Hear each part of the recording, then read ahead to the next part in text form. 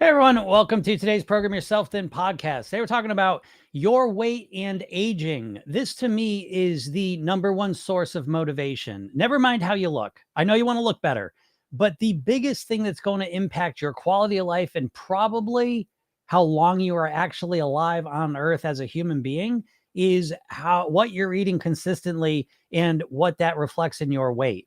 So if you are struggling with your weight, then you're going to find that the aging process is a much more miserable experience because it's going to affect everything in your reality negatively. And it has nothing to do with how you look. It has to do with how you feel, how you think, how you're able to move, your independence, your freedom, your ability to do the things you want to do, from the knee joints that you have and how comfortable they feel to being able to have flexibility, strength, balance, and movement to live the life you want to live. Everything comes down to what your weight is going to be and what you're putting into your mouth on a regular basis. And so we want to start to realize that the more you start to think about it this way, the easier it becomes to get motivated to get the results that you want. And if you've been struggling to get motivated to lose weight, this is one of the most effective mindset shifts you can make, is to stop making it just about wanting to look better, wear a bathing suit to the beach, and start making it about wanting to live as long as you possibly can and having the best quality of life while you're alive. Because when you're struggling with your weight, again, there's not only the physical effects I was just talking about, but there's also the mental and emotional effects where you could spend the next 50 years of your life worried about your weight, upset that you haven't been able to change it, upset that you can't change your eating, and then all the emotions that you steep yourself in that reality, where you live a life where you're regularly feeling guilty and ashamed and frustrated and depressed and pissed off and worried and scared because of your weight and what you're consistently putting into your mouth. And so when we think about it this way, we blow this up and we tap into way more motivation than you're going to get if you just think you want to wear a bathing suit to the beach. There's so much more motivation to tap into when you really take a look dead on with how do you want to get older? I know a lot of people don't want to think about getting older, but how do you want to age? How do you want to feel when you're 50, 60, 70, 80, 90, 100? Stop thinking the kind of conventional wisdom, oh, who gives a shit? Those are the worst years anyways. No, they're not. Go speak to an older person and find out they want to feel good. They want to feel as good as they can and they want to live as long as they can. And you're going to want to as well. And now is the time to start to prepare for that. And the main motivation that you can tap into is this. So much more powerful than just wanting to look good. Now, listen, you can want to look good too, but let that be the cherry on top. Don't let it be the whole story. Okay. And once you start making this shift, I think you're going to find that you get much more motivated. When you're much more motivated, it's way easier to get the results you're looking for. So I hope this helps you out, and take some time and really reflect on this because you get a lot of benefit out of it. If anyone has any questions, feel free to ask them. I got through that lesson there. My kid came in the middle, get my dog out, distracting, but I carried on. What's up, Don? How's it going? Don with the new picture? That keeps throwing me off. I'm used to seeing you with the other picture. What's up, Carrie? How's it going? What's up, Claudia? Claudia says, hey, Jim, how can I reduce my calorie intake if I don't know how much calories I consume usually? Well, hey, Claudia, that's a great question. That's why in Program Yourself Thin, you may have heard me talk about the eating blueprints, right? That's one of the core blueprints the whole program is built around, is what you're eating. And the first phase of creating your eating blueprint is the awareness phase. So there's two phases with the eating blueprint. First one's awareness, next one's optimization. And so you're absolutely right. The first step is becoming aware of what you're typically eating. And most people are woefully unaware of what they're eating. Literally, I just, a show got recommended to me and I haven't watched it yet, but I got the vibe of it. It's called Secret Eaters. And as usual, England puts out a lot better shows about weight, probably because they have universal health care, but it's basically about, people think they eat one thing and they can't understand why they're not losing weight. And they track everything they do. They got cameras, so they're watching everything they're eating. But then I guess they also got like private detectives that track them as well when they leave the house. And long story short, the basic idea is that people woefully underestimate how much they're eating. And this is where you got to start from, folks. Again, this is why the idea that you know what to do and you just need to get yourself to do it is the biggest load of horse shit you could ever say. So please stop saying that because it's just not true. You're unaware of what you're eating. You have probably no eating routines that you're aware of. And so, yes, the very first step to reducing average calorie consumption is to recognize what your average calorie consumption is on average now. And you don't know that. You don't know that, folks, unless you have structured your eating. Even tracking calories for a little while doesn't really do it. It takes a little while. It's a piece of the puzzle, and it's something I'm always developing. My awareness of food has been, think it's the most important thing. I've done almost 6,000 private weight loss sessions, and consistently people have a very low, very, very limited ability to remember what they ate all day. You remember the outlier stuff, you remember the healthiest thing and the least healthy thing, but you miss a lot of the stuff in the middle. So developing your awareness is a skill. And I think it's one of the most important skills of weight mastery. And so I agree with you 1,000%. That the first thing you got to do is you got to figure out how many calories you're typically consuming. What are your eating habits now? That's why I'm programming yourself. I'll tell you this, you can do it if you want, but and program yourself then with the eating blueprints. The first step is to pay attention to what you typically eat for a week or two. Just write it down and start to get aware of what you typically eat. And we start there by optimizing that, not by completely transforming your eating. That doesn't work, folks. Do you not realize that? You can't just start eating completely different tomorrow. You can't just, tomorrow I'm keto. Tomorrow I'm vegetarian. Tomorrow I'm vegan. Tomorrow I'm carnivore. Tomorrow I eat 1,200 calories. Bullshit. It's not going to last. So I think you got to realize what your average calorie consumption is. And that's the first starting point. So yeah, to your point, Claudia, you got to figure it out first. So gain awareness that eat. Rachel says that, Secret Eaters is great. Very eye-opening. Yeah, I can't wait to watch it. I already know because I live Secret Eaters. My whole last 20 years of my life has been basically Secret Eaters, helping people realize that they're consuming more than they think. This gets to such a hard, I was literally just making a video on this, talking about the weight loss drugs, which the best part of the weight loss drugs is they prove black and white that the reason people are overweight is because they're consuming too many calories. And I say this out loud, and some people say, well, no shit, Jim. But a lot of people in their head are making up stories saying, well, the reason I can't lose weight is because my metabolism's broken, or I'm insulin resistant, or I'm type 2 diabetic, or I'm hormonal, or menopausal. And we create up all these stories of why, no matter what I do with calories, I can't lose weight. That is almost never the case.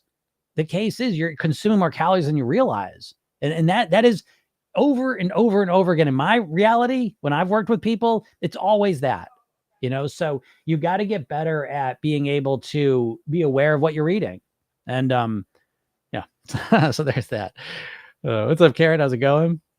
Marcy says, love the English weight shows. Way more honest. Yes, I agree, Marcy. That I would totally agree with that. Even and I like him. I don't think he's a full service solution, but Paul McKenna, he's an English hypnotist. And I'm a fan for sure. But I think he's a little piece of the puzzle. I don't think his stuff isn't gonna most likely get you the results you're really looking for, but he does a lot of cool stuff, and it's interesting and it's fun to watch and all the rest of it. And he is a hypnotist, so he does a great kind of getting the hypnosis out there in a real way, not in the goofy stage show way, but he does some interesting stuff. And he's from England. Darren Brown's wonderful. He's not really a weight guy, but he's a mentalist. He's really interesting. But yeah, those English shows, I'm a big fan. Even Gordon Ramsay, I love Kitchen Nightmares, and I always love the English ones more than even the Americans ones. But yeah, they are way more honest, and I think probably has something to do with universal healthcare.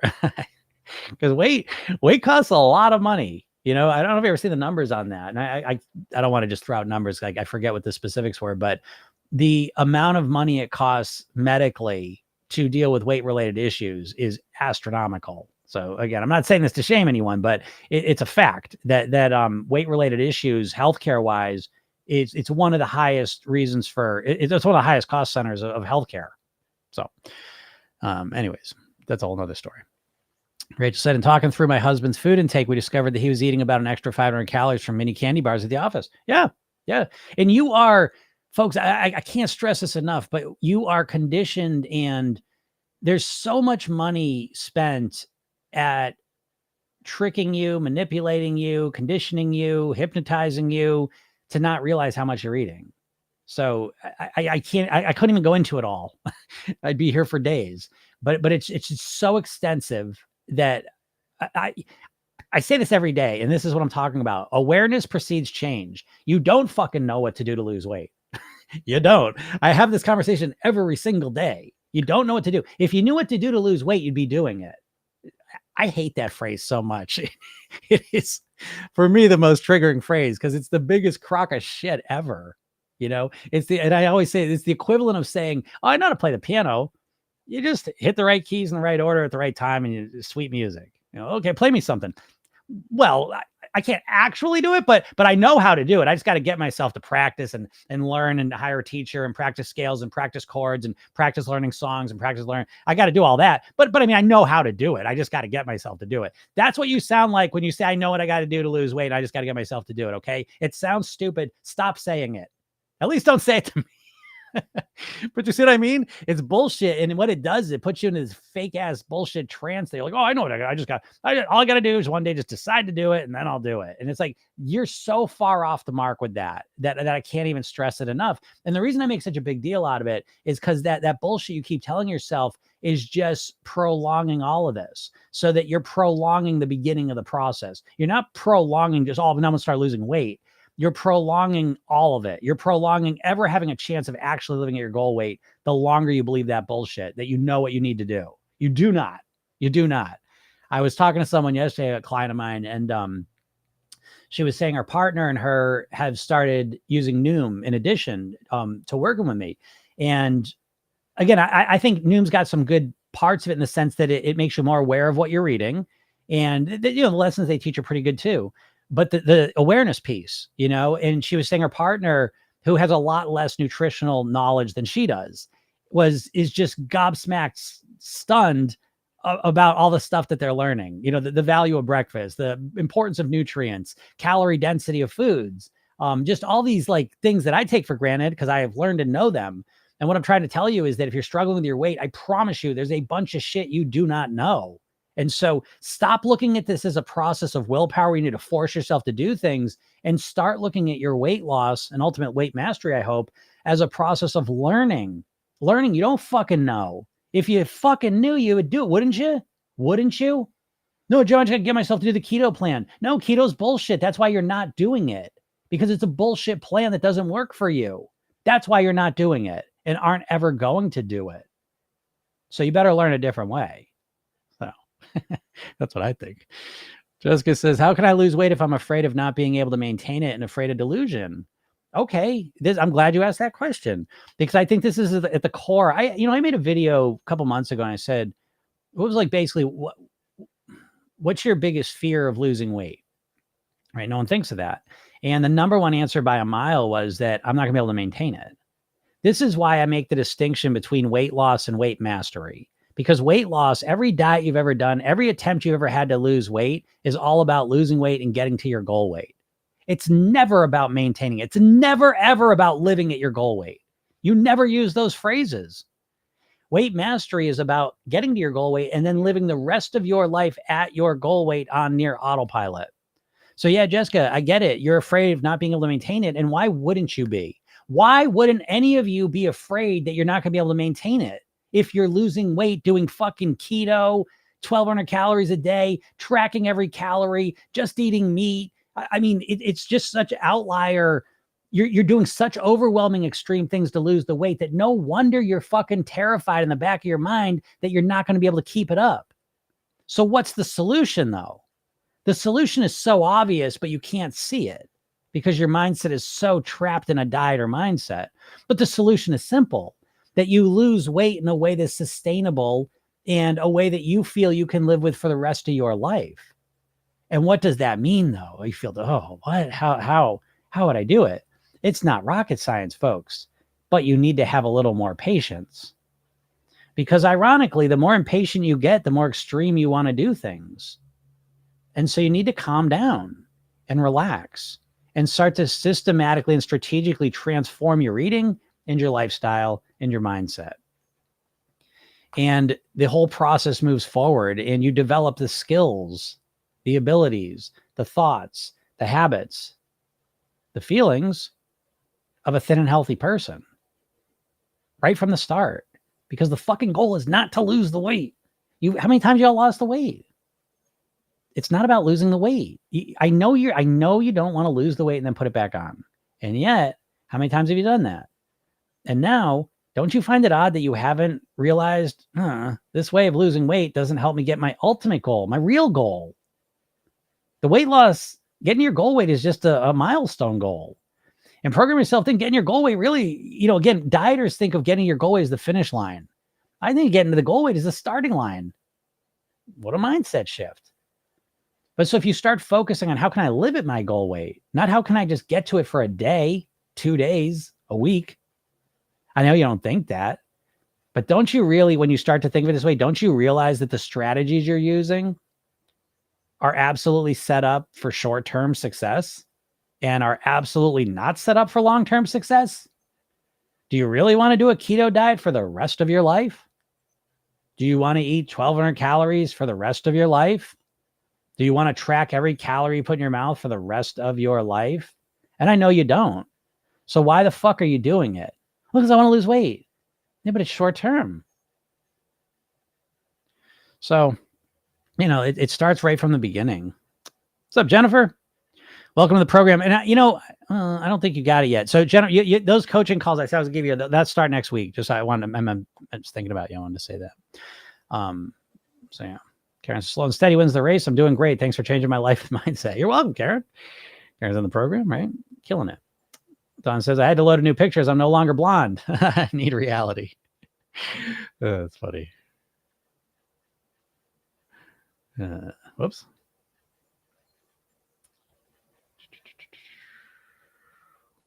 I'm only blonde on TikTok. That was me, and I finally couldn't get it anymore. That's funny. Spence 86. Every time I gained it back, every time. That's what I mean. You know what I mean? Like it's not a fucking mystery. I'm not picking on you, Jessica, because everyone asked me this. And again, you all are trapped in this dieter mindset, and that's why you're so flummoxed with how come I can't keep it off? I don't know. I can lose it, but I don't know why I can't keep it off. It's not a mystery. You hate how you're losing the weight. You hate how the way you think you have to lose the weight, you hate. That's why you can't keep it up. And that is why you're probably right now not able to start it. You want to lose weight more than anything in the world, and yet you can't start losing weight. Why? Because you hate keto. You hate intermittent fasting. You hate Weight Watchers. You hate tracking calories. You hate this shit. You're not going to do anything you hate for a long period of time. I, on the other hand, I love the way that I eat. I fucking love it. I love the way I live. I want to live and eat this way for the rest of my life. The next 100 years, I want to eat and live this way. And it's exciting because I'm going to keep optimizing and making it better. I fucking love it. So it's like, how are you going to compete with me? I love the way I eat. So, Jim, tell me how you eat then. No. Because I created the way I eat for me. I like different foods than you, I bet. I'm a different person than you. This weirdness, this weird diet thing where it's like, oh, just tell me what you did and I'll do it.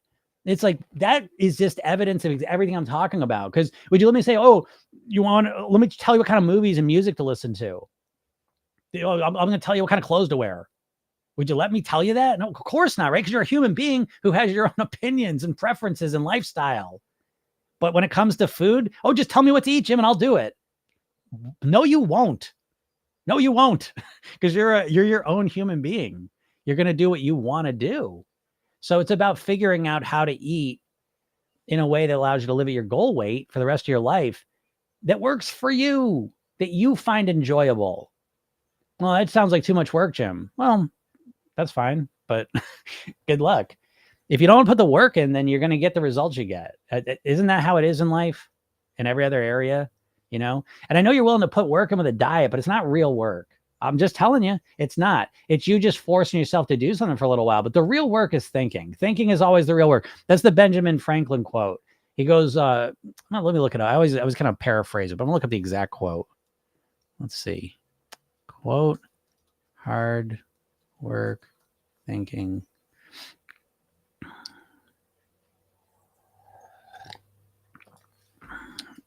I might have to paraphrase it.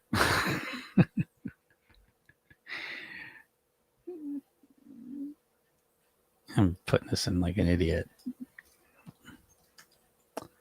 It's it's okay. It's basically thinking is hard work. That's why so few people do it. And there you go. But that's why my program is really for overthinkers. You know, my program, the people that join my program, they're they're definitely overthinkers. They're perfectionists. They're action oriented. They're ambitious. Usually successful professionally or personally, if that's the path they chose, and hold themselves to a high standard and willing to take action and do stuff. Have done lots of stuff. Have tried lots of diets. Have taken lots of action, but have taken the wrong actions. The actions that haven't been set up for long-term success. So I never make any. You know, I don't pretend that my program is. You know, you just sit back and do nothing. You got to think about things, you know, which a lot of people don't want to do. And I respect that. But Susan says, I was in Europe and didn't gain weight, ate everything I wanted. It's the additives in our food here in the US. Yeah, it's lots of things. It is the additives, but it's not just the additives. It's the process, the ultra processed food. It's the absence of nutrition in the food. It's the chemicals in it. It's just on and on and on. It's the sugar, it's the fat, it's the salt, it's the combination of it. It's the mouthfeel of it. It's the texture of it. It's the marketing of it. It's everything, you know, and that's why it is overwhelming when you think of it this way, but that's why you need a holistic, comprehensive approach to change your weight long term.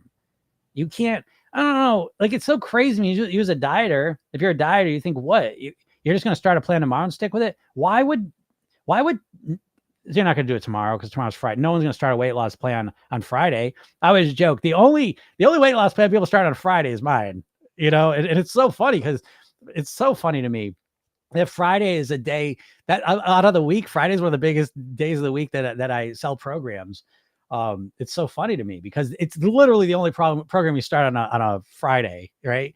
Because every other program you start on Monday, you know, and, but why would this coming Monday be any different than any other previous Monday when you started your dumb keto plan or whatever diet you're trying to do?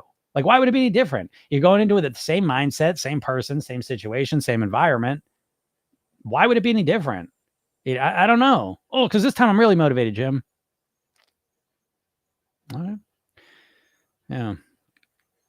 Ronnie says, is there a reason why my brain is automatically thinking about the next pleasure day for a whole week after the pleasure day I had? And is that normal? It's normal for me. I say this all the time. I mean, regularly, Mondays, especially when I'm back to my clean eating days. So I'm programming stuff. Then we have clean days and pleasure days. And so when my pleasure day is on the weekend. So regularly Monday morning, I'm already thinking about what I'm going to eat Saturday night. So I'm not eating it until Saturday night. You know what I mean? I've compressed my pleasure eating to 2 days a week, pretty much, you know, and the rest of the days are really built around being clean, but I don't think there's anything wrong with it, Ronnie. I mean, I do that and I'm successful with it. So I think, to be honest, I mean, that's part of the reason we do it, because you have more wiring in your brain for the anticipation of pleasure than the actual experience of it. And so thinking about the food you're going to eat is where a lot of the pleasure lies. They did a study on this. You know, this is where that phrase I always say, I'll have it later. They studied this. They got people hungry, brought them in, tempted them with really delicious desserts, and had them said different diet phrases to see which worked the best to help them overcome the cravings. And they did all the classic ones. Oh, I can't have that. Oh, I'm on a diet. I shouldn't do that. I want to lose weight. All the different shit people would say. The phrase that won by a mile was, I'll have it later. Why? Because all those other phrases imply you can't ever have that again, or you feel deprived. They trigger deprivation in you. I'll have it later feels like you're just pushing it off a little bit in the future. That's a lot more comfortable to a human being than saying, oh, I can't have that. So the pleasure clean days are really built around that idea. So even on Monday, I'm already thinking about like, oh, I want to eat whatever. I want to eat something I like to eat, ice cream. I want to eat cookies. I want to eat pizza, whatever I want to eat. I'm going to have it Saturday. Fine. I don't feel deprived from it. I got to wait a couple days, but that's okay. I'm willing to do that, you know? So I don't think that's a problem, Ronnie. Also been eating like 3 pounds of blueberries a day. 3 pounds of blueberries a day. Went to the farmer's market and bought 5 pounds. They're so good. I put them on my smoothies as a topping.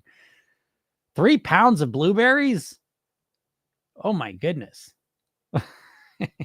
Hey, pooping Smurfs. That's a lot of blueberries, Ronnie. And I know, because I've been kind of keeping you guys up to date. This farm share thing I do, they have pick your own stuff too. It's one of the best things I've ever done. It's really amazing. But anyways, we just got through the blueberry. One last week, I guess, of blueberries. I'm looking forward to that. But yeah, it was awesome. And so yeah, quart of blueberries. Oh my God, Ronnie, you're gonna I'm about to freak out. How much does a quart of blueberries cost or weigh? How much does a quart? They're not going to have this. Oh my God. Okay. 1 pound holds 1 quart. Holy shit, Ronnie. 3 quarts. 3 quarts of blueberries. That's a lot. I ate a quart in a week and I was like, wow. It was feeling great though. That's so funny. But on the flip side, I will say this, and this is a natural thing that we really got disconnected from in our culture, is that they've done tests. They did a nutrition test a long time ago with children, and they were like 18 months. They were young, and they would put all different foods in front of them, healthy, good foods, and they would let them pick whatever they wanted. And what they would refer to, they would call it that they would go on JAGs, meaning that they would just go like all in on blueberries, right? For the blueberry, blah, blah, blah, blah, blah, right? And other times they might eat, some meat. It was meat.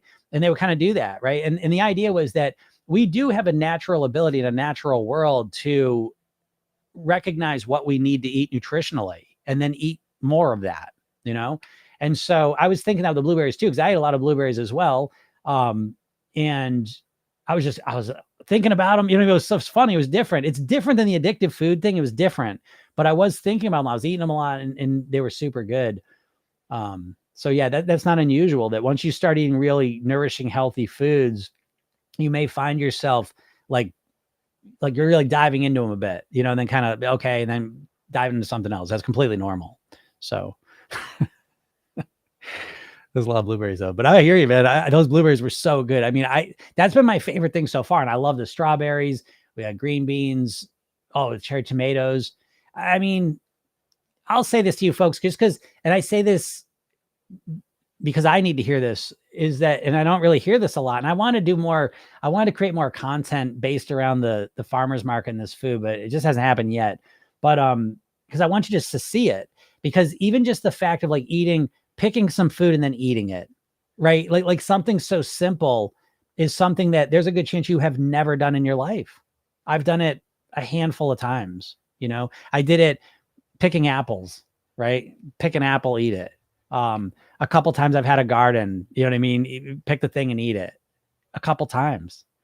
And so this summer has been a lot of that. And it's just, that's how we have been eating for millions of years. And it's so crazy that we could live a life now where we never do that, where you're constantly, even if you're eating healthy from the supermarket, that food was picked a week ago, 2 weeks ago, and it's just like, there's something different about it.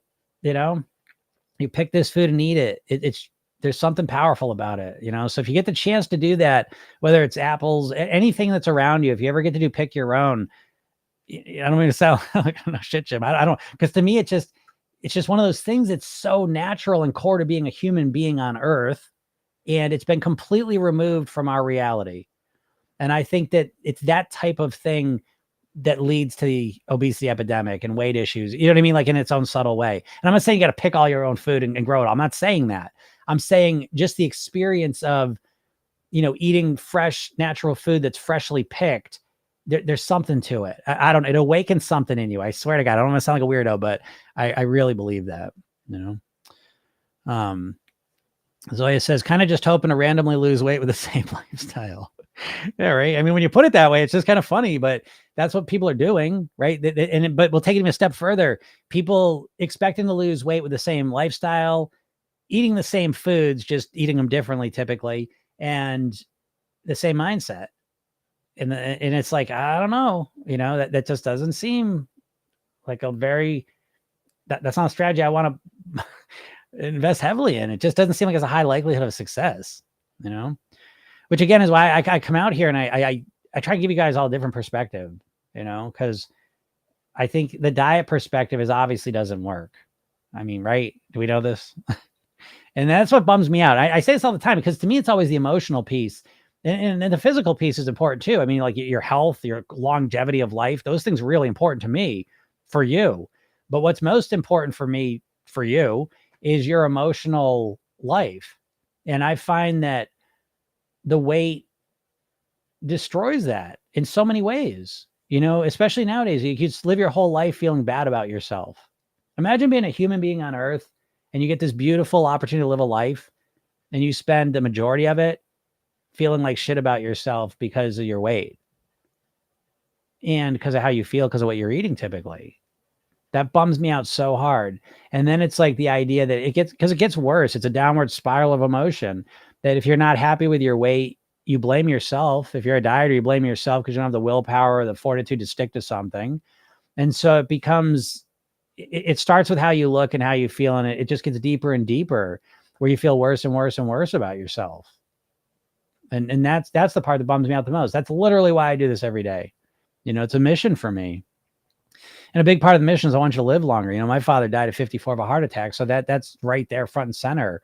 But regardless of how long you live, you know, again, and who knows, there's always, you never know, but you know, you may live to 110 years eating shit, you know, but even if you live to 110, if you're not happy with your weight and you're eating all this shit and you're not happy with how you're eating, it's 110 years of life that could have been more enjoyable, you know, could have been happier, could have been healthier, could have been better. You know, you could have been a better version of you. So that's why I do this. Cam Paul says, hi, Jim. I hope you're having a great day. I am having a great day, actually. It's a great day. Feeling good. Kind of on vacation. You know, vacations are funny. Like vacations are fun for sure in their own way, but in their own way, they're also a little stressful. So it's like, I really, when I tell you I love my day-to-day life, I really love my day-to-day life. And it just keeps getting better. Because honestly, it's been a very, very busy 6 months, I would say, for me. So it's been really nice. A lot of things are kind of settling down, you know, and it's freeing up energy. And there's so many things I want to do. So I can't. Which, by the way, I will share this with you because I was doing a client call earlier, and one of the things we were working on is, I said, well, what would you like to do? I said, I'm kind of bored. You know? And I said, well, what would you like to do? And she's like, I don't know. I said, well, that's a problem, you know, because if you don't have anything you like to do, right? So all of a sudden your day clears out. You get all of a sudden your day clears out and you can do whatever you want, right? And a lot of people like, well, TV, screen, eating. I'm not knocking those things, but I'm saying when those are the only things, oh boy, you're gonna have a hard time with your weight, most likely, you know? So ironically, I find, and again, this goes back to the idea, take your weight loss rapid in personal development. And one of the most effective things you can do, the most valuable things you can do to lose weight and master your weight ultimately is to start doing more things. What do you like to do? And a lot of you are going to ask that question, what do I like to do? And you're going to nothing's going to come up. I know this because what you like to do is come down to food, TV, movies, entertainment, scrolling. And you're going to realize I don't really have anything I like to do. Just being honest, right? And so we got to recognize we have to have the courage to look at things that can potentially be upsetting, make us feel bad if we're gonna have any chance of resolving them. And so people say, you know, it's like, oh, what do I do at a boredom meeting? I say, stop being a boring person. You know, who boredom eats? Boring people, in my opinion. How the fuck are you bored in 2024? You know, there's a lot of things to do that are pretty fulfilling and exciting and enjoyable. But we've been conditioned in society to really forget all that and just watch, you know, passive. So I think personal development, that's why I think it's so important, is start fucking doing that thing you've wanted to do. What's a hobby you've wanted to do for a long time? Start doing it. You won't believe the effect it has on you. It's like it wakes you up out of a hibernative state. You're going to realize you've been in a hibernative trance state of inactivity and depression, really. Because I ask you, what do you like to do? What do you like to do? What do you want to do? You get the day off. What do you want to do today? Fill that shit up with some interesting things. It doesn't have to be everything. You know what I mean? Like, you don't have to be that person, but it better be a couple things that you can do that are enjoyable, that you look forward to, that you actually want to do. And I find a lot of people don't have that. And if you can't answer that question, if you can't make a list of at least 5-10 things you'd like to do that don't cost $1 million, you know, a trip to Hawaii. No, I'm talking about things you could do today that don't cost much of anything. You know, what would you like to do? I go to the movies. Yeah, the movies are fine. I'm not knocking the movies. I go shopping.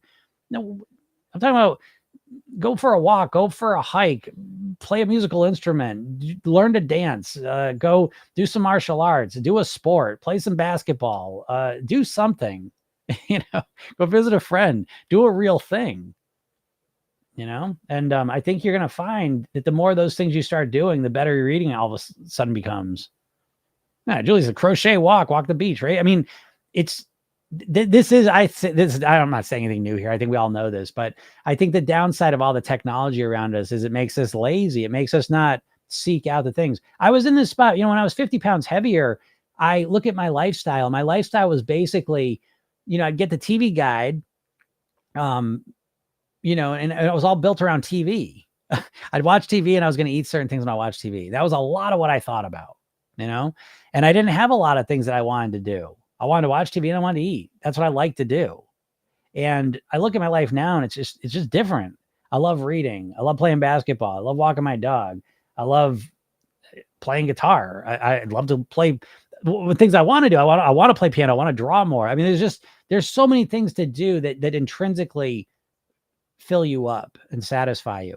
And the more of those things you do, the less you look to the food to do it for you. Because the food ain't doing it. The food's more of a distraction than it is an actual fulfilling thing, emotionally. So, anyways, but I am having a great day. Don says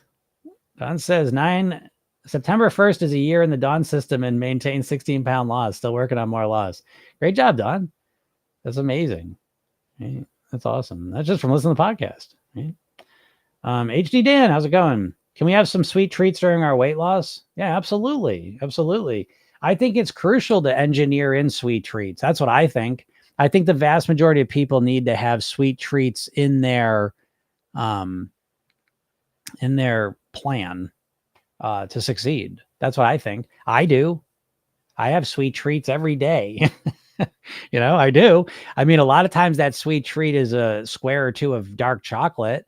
But sometimes the sweet treat, because again, I'm not gonna get in the whole clean pleasure day thing right here, right now, but I also want to make crystal clear, like a clean day to me, I'm gonna say it's never clean because a lot of times it's clean, it's all clean, but a lot of times it's not too, so it's like yesterday, for example, it was a clean day for me and it was really clean.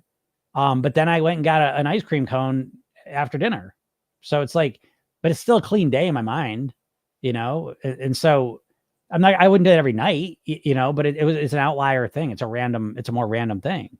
But regardless, you can have all the foods you like. You can't eat as much of them as you may want to, or feel like you want to. You do have to moderate them for sure, but I don't see any reason why you have to completely get rid of things to lose weight. And I think it's the quickest way to get yourself right off track. Because I think the second you say, okay, no more sweet treats, I got to lose weight, so no more sweet treats. And that sounds great then on Sunday night. And then Monday afternoon, Monday evening, it doesn't sound so great, does it? And how many times have you all tried this? Just show me, tap the screen if this has ever happened to you. And tap it a little extra if it's happened to you more than once. That Sunday night, you're like, okay, tomorrow, that's it. No more sweet treats. No more sweet treats. And it's cool. Well, no, you didn't have any sweet treats for breakfast. That was easy. No more sweet treats at lunch. That was easy. I'm not going to have any sweet treats at the afternoon. And then dinner comes. And then after dinner comes. Right? And now those sweet treats are seeming real good, right? He's fuck it. And you eat a sweet treat. And now the week's blown, right? How many times does that happen to you all? Do you know what I mean? Like, so what do we do in that situation? Do we create up some fantasy world where the solution is that you're just never going to give into the sweet treat? Or do we say, okay, I could have a sweet treat, but I'm going to moderate it. I'm going to have a sweet treat, but instead of having a pint of ice cream, I'm going to have a little bit of ice cream. It's I can never do that, Jim. A little bit of ice cream, eat all the ice cream. Yeah, because you've never even learned how to moderate. You don't know how to moderate. You don't know how to do it within a system. You have no idea how to change your mindset. You don't know how to change your lifestyle. So I don't want to hear it because you don't even know what you're doing. But I promise you can get way better at moderating, especially when it feels like, I always like to say, like the saying, I like to say you can have your cake in your body too, right? Because I know you can. I've done over 6,000 private weight loss sessions. I've just watched person after person after person who has struggled the average age of my client, I would say, is 50. I'll just say, right? That's the ballpark. And obviously some people are younger, some people are a lot older, but that's the average. And so these are people that have tried for usually 20, 30 years to lose weight, doing every diet. And again, as I said, they're action-oriented people. They have committed to it. They've done it. They've lost the weight and they'll always put it back on. And what I'm saying to you is when you start to realize that you can have your sweet treat and your body too, that's a whole different place to start from. It's very different because what you're all doing is just saying, okay, I can have my body, but I can't have my sweet treat. And you're making it an either or. Your brain hates that either or. That's why you end up eating the sweet treat. So we can make it a both, but we have to change the way we're eating the sweet treat. And I'm not saying it doesn't just happen. You got to work at it, but for your body and mind, that's a much more agreeable concept than just completely getting rid of sweet treats forever, if that makes sense. Campbell says, if I fall asleep during your session, does the session still hit my subconscious level? Yes, absolutely. If you, I always say it this way, if you were dead asleep and someone put the session on, it wouldn't do anything. Okay. But when you are when you are started and you're awake and you fall asleep, what happens is you pass through a hypnagogic state. The most hypnagogic state we pass through is when we're going from awake to asleep. Okay. Because what's happening is you're going from your awake, logical, conscious, rational mind to your dream, irrational, imaginative mind. This is why you can feel it, right? We call it falling asleep. Why do we call it falling? Because it feels like you're falling. You ain't falling. You're laying down flat on a bed, but it feels like you're falling.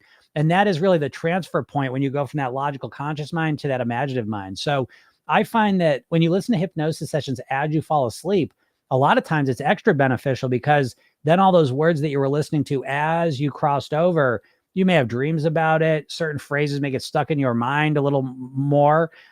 So yeah, they absolutely work, and don't worry about that because they still help out. So don't worry about falling asleep while you're listening to them.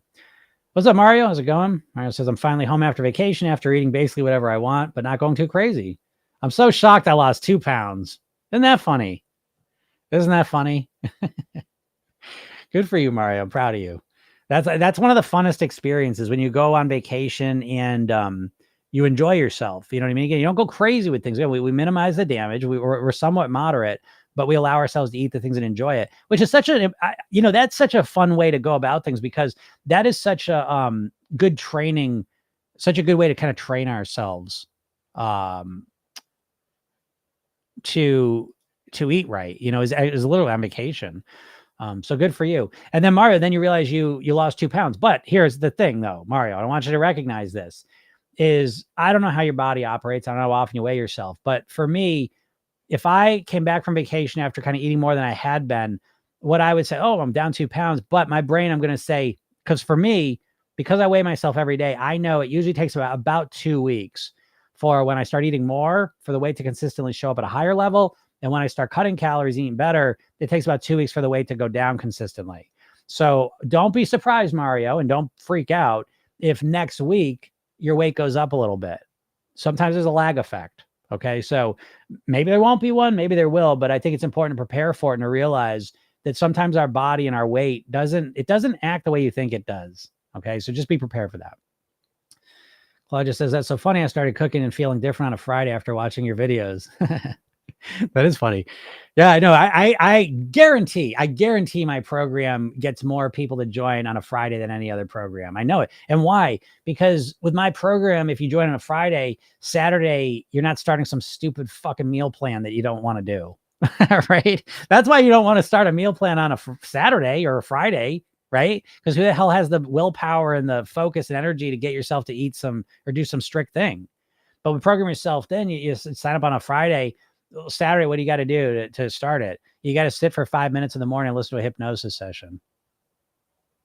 There you go. And if you want to do more, there's obviously a lot of stuff in there, but at the very least, that's what you have to do. It's just start to build up the physical calmness, centeredness, awareness, and then the good stuff going on in your head. So yeah, that is funny, Claudia. Mary says, hello, Ronnie. Have you not turned into a blueberry from that many? I love them though. Yeah, I love them too. That's a lot of blueberries though. And it's funny to me because I have a legit reference point because I was eating so many of them. And so if you're eating 3 times that, I can't even imagine. Campbell says, I'm going through the same thing, but with peaches. Yeah, that's what I mean. It's completely normal and natural to go on these jags, these eating jags of healthy food. Your body sometimes knows what it wants. I got some good stuff coming your way. I haven't really talked about the microbiome a lot, even though for me, it is a foundational central piece of how I think of weight in my body now. And it's been that way for a number of years at this point. I don't talk about it a lot because as real as it is, it's absolutely real and science back based and all the rest of it. I haven't, and this is my own fault, but I haven't read enough scientific stuff about it. So I don't like to get out here and just kind of make woo-woo type claims about stuff. And that's sometimes what I feel like it comes off with. But I'm reading this book now, and I got another one on the way, which is giving me a much, much deeper understanding scientifically of the microbiome. And I will be sharing that with you as I move forward. It's fascinating stuff. Spence says, but this time I'm going to do it. That's me. Yeah, good job, Spence. What's up, Moses? How's it going? Stop being a boring person. Oh my God, Jim roasting us all. I know it's a roast, but it's so true though, right? I mean, God, I say that that shit came from my kids, you know, my kids and my wife would always say that. It's like the kids say you're bored. I'm bored. There's no boring. There's only boring people. And I really believe it. I love that mantra. I love it because, boredom eating at its heart is so ridiculous if you think about it, right? Because, boredom eating, when you start using food as your main source of stimulation and entertainment, like, never mind the fact that it's going to be bad for your weight and health. I'd like to go a level deeper and say that's a desperate state of being. When eating food is the main, if that's the only way you can think to kind of fulfill yourself and entertain yourself and stimulate yourself, that means you're really bored. And there's no reason to be that way. And the food's not fixing it. It's just distracting it. So again, I can tell you, I'm one of those people. I was a boring person. No doubt about it. I was a boring person. And getting on the path I'm on, I can't imagine in a million years being bored now. I've got 5,000 things I want to do, and so I know what it's like to be bored, and I know what it's like to just have a million things you want to do. And so I know you all, even if you feel bored, I know that can change. You're not a boring person, or you don't have to be a boring person if you choose not to. There's so many things you want to do. Now, I know you think about them, and then what happens is the way you talk to yourself, you feel overwhelmed by them, or you feel like you can't do them, or you feel like you don't want to really do them. You bullshit yourself into not doing them. But once you start doing those things, again, it activates you. It brings you out of hibernation. If you struggle with boredom eating, it's because you're a boring person. And don't ask me how do you stop fucking boredom eating, because that ain't the problem. The boredom eating is just a symptom of a deeper problem, that you're fucking bored. And the eating is not fixing that at all. It's just taking your mind off it for a few minutes. But the core problem remains that you're living a boring life. You're doing boring things. I just had this conversation a couple hours ago with a client of mine. And because that's the one I said, hey, write some things you'd like to do. And here's a fun thing. And I just mentioned this to her because we don't think of it this way. So if you're a boredom eater person, okay. One of the funny things to flip around is say I was going to fill in for you for the week. I'm going to be you for the week. And so I'm going to say to you, what do I have to do to be bored? Right. We don't think of it that way. And I asked her that. I said, what would I have to do if I was going to fill in for you for the week? What would I do to be bored? And she goes, well, you'd get up, you wouldn't get dressed. You wouldn't open the blinds and the drapes. So you'd keep it dark in the room. You'd sit down first thing, you'd start scrolling on your phone. You'd think about eating and you wouldn't quite eat yet. You kind of put it off a little bit. You'd think about some things you had to do, and then you start scrolling some more. Then maybe you get up, maybe brush your teeth, a little bit later. And, there's that. You'd sit at the house all day, kind of keep thinking about all the things you had to do, not do them. Then finally get up to eat, maybe make some bullshit, eat some bullshit for breakfast, donuts, cookies sometimes, whatever. Don't talk to anyone, don't go anywhere. Think about the things you could do and don't do them. Right. We don't think of it that way, but it's like when you start to look at like what you do, you think of like scrolling on your phone or sitting on the sofa as not doing something sometimes. Right. But it's interesting to start thinking that is doing something. That's how you get bored. The more you scroll, the more bored you feel. Right. Doesn't feel like that in the moment, but when you zoom out a little bit and look at it, when you imagine looking at yourself scrolling on your phone, does that give you a sense of accomplishment and success and good? Or does it make you feel, oh, we all do it. I'm not judging anyone, but again, these are the mind games we need to play with ourselves to get ourselves on the right track, you know? And so that's so true, Jim. I just started going out more. I started boxing and now I get my enjoyment elsewhere. There you go. That's exactly 1000%. Well, that's what I see work over and over again. You've got to find, you need to live a more interesting life. This is why, you got to take your weight loss and wrap it in personal development. You need to make this about being a better version of yourself, a more interesting version, a more exciting version, a more stimulated version, a more entertained version of yourself. Boxing is definitely, boxing is light years ahead of scrolling on a phone or watching TV, in a million different ways. And so the boxing, never mind calories burned, take those calories and put them to the side for a second. What I'm talking about is the mental, emotional benefits of boxing. Right now, so, I'm a boxer now. Holy shit, look at me. Right? You're doing something new. It starts to transform your self-image. Not just that you're boxing, but that you did something different. You actually made a change in your life and you actually enjoy doing it. So this is what I'm talking about. It's that way of thinking. So great job, Mario. What's up, Jim? How's it going?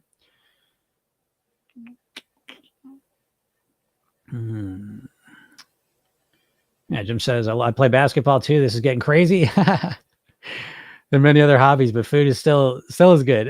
Fair enough. What am I? I'm a Libra. Yeah. And by the way, yeah. So again, it's never just one thing again. So, I never want you guys to think that, cause I go down paths and it may sound like, oh, get a hobby and you don't have to worry about your weight. I never mean that. I want you to know that. I mean, get a hobby because that's going to help you with your weight. So it's a holistic, comprehensive approach. There's not one thing I do that made me lose weight. It's lots and lots and lots of things that are layers and layers deep. And that's the only thing I've ever seen work. And that's the beauty. That's why I say, the day you get off the diet train where you think there's one thing that's going to make it all better and you cut that shit out and instead you start committing to walking this path for the rest of your life is the day everything changes. Because it's not just one thing. It's just constantly moving forward and you're growing and evolving and changing and it's all this wonderful stuff happening, but it happens a little bit at a time, spontaneously, in ways you can't imagine. This is why I say you don't know how to lose weight. If you're overweight, you don't know how to lose weight. Do you not believe that? Tell me you know how to lose weight. Tell me you're overweight and you know how to lose weight. Because you're going to say some vague ass shit. Oh, I just need to cut my calories, Jim. I just need to cut my calories. Dieters are so hilarious because dieters are like the most out of touch, just out of touch with reality. It's just living in a fucking fantasy world where you just say, I'm telling you this. I'm telling you this for your own good. I'm not trying to be a jerk, but it's like you dieters, it sounds so stupid to be like, I just need to cut carbs out. Do you know how stupid that sounds? Because you know how hard it is. Because the other side, right? The coin of keto, for example. Oh, I just got to cut carbs out. I just got to cut the carbs out, right? Sounds so simple, right? But the flip side of that is that you got to completely transform how you eat and what you eat. That's a little harder, right? So it's like, when you say this dumb dieting shit and you make it sound so simple, I just gotta count my points. I just gotta start tracking my food. That's the word, right? When you hear just, you know what I mean? When you hear yourself say just, when you're talking about weight loss and you hear yourself, you should just stop is what you should do. You want to just do something. And imagine a big red flag goes up every time you say, I just got to do this, because you're minimizing what it is. And change takes a lot more effort and work than that. And I always think that's the first way dieters screw themselves up is and again, you're led to do this. The diets always make everything sound super simple. All the diets are built around the one thing philosophy. Every diet's one thing, right? Just stop eating carbs. Just stop eating for 16 hours. Just track your points. Just eat 1,200 calories. And just, right? Just do that. And it's like, yeah, right. What happened the last time you just tried to do that?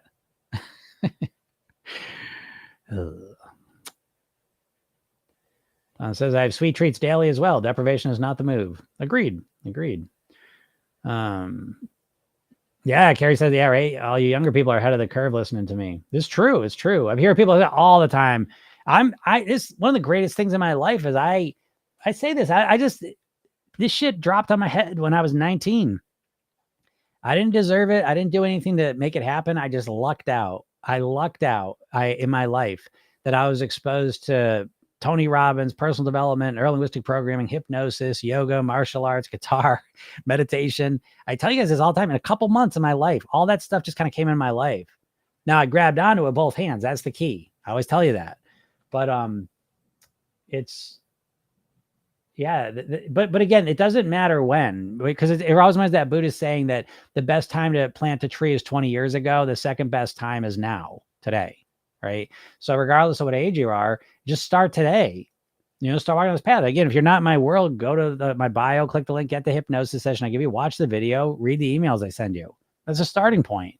There's another way to do this. And the sooner you start, to get the results. But yeah, you younger guys are definitely ahead of the curve for sure. Mario said, "Oh man, I was so excited. Hopefully it won't come back, but thanks for the heads up." Yeah, if it comes back, who gives a shit, Mario? You're at the point now, Mario. If you're at your goal weight, just calm the fuck down, okay? Relax, because that's what you got to work with now. Because dieters, it's so funny to me that dieters are so unaware. Humans are unaware in general, but dieters are extra unaware. So, what you don't realize, dieters, is that even when you get close to your goal weight or to your goal weight, the closer you get to your goal weight when you're actually there, you're stressed out. You're stressed out because you're so terrified you're going to put the weight back on. So calm down. You did it. Relax. Okay? Because now it's about living at your goal weight. And the way you live at your goal weight, I think fundamentally, is you got to calm down and relax. This, I think, is fundamental for everyone. Your nervous system is so impactful in your weight because most of you all have a stressed out, sympathetic activated nervous system. Sympathetic nervous system is your fight, flight, or freeze response. And a lot of you are in a constant state of stress. And in that constant state of stress, it's very difficult to lose weight because it's a very reactive, impulsive state. The fight, flight, or freeze state, the blood goes from your brain down to your body. It's not a thinking state. It's not a rational, creative state where you make great decisions. It's a state where you're very impulsive. And the opposite of that is your parasympathetic nervous system, your pause and plan system.